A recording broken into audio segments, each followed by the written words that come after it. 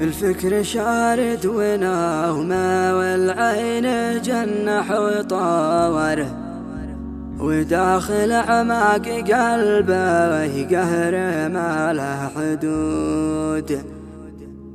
بموت وجه البراه وسط الأكباد ناره، أعز أهلي ونفسي والدمع الخدود. أعز أهلي ونفسي والدمع الخدود. مرثية بقلم الحزن والأسى كتب كلماتها أحمد ناجي راشد بعد وفاة ابن أخيه شدحم محمد ناجي راشد رحمة الله تغشاه وسكن فسيح جناته، من أداء أبو سعد النصيري. هندسة وإخراج الأستاذ هشام الكوماني.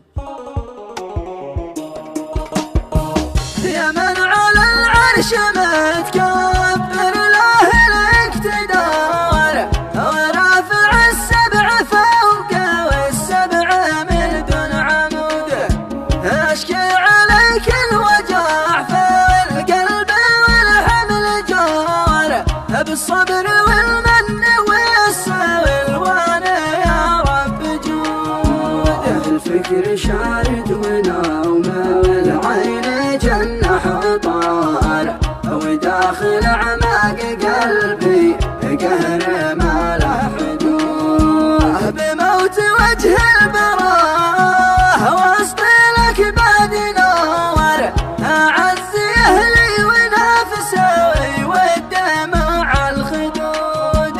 شدحم محمد رحالته كان مثل الهزار، وضحكته وابتساماته ملان الوجود. والدعوة عد كان يلعب أمس بين الصغار، ويغادر الدار واصبح في عميق اللحود. ويغاب صوته وصار الحي بعده قفار، حنين قلبي على موته حنين الرعود.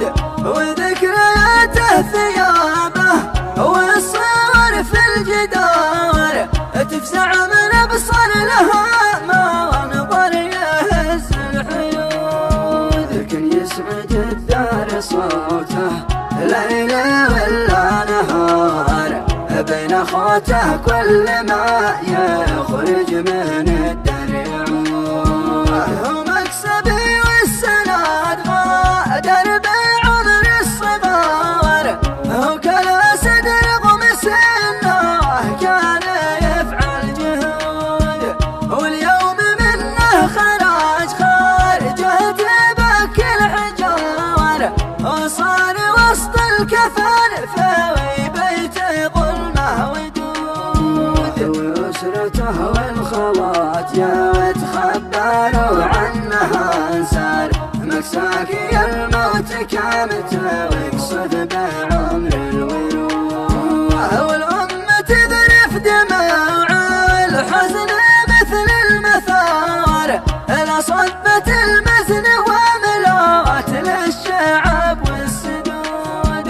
مع عمر الأقدار تتحوز يمين ويسار، والكل فاني ولله البقا والخلود. الموت محتوم ما فيه وعد ولا انتظار، ووعد رب الخلايا وغير كل الوعود. الله يعصم القلب والأب صبر وثبار، ويعصم قلوب شيباتنا ومن هو ولود.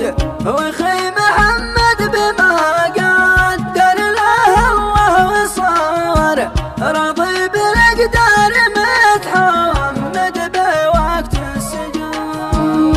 شدحم وجع بالناجي الصغر والكبار، بس القدر لا نزل مواشي أمامه قيود. الله ورد عرفاني يسكنه خير دار، ويسكنه جنته رب العباد الودود. والختم صليت ما سار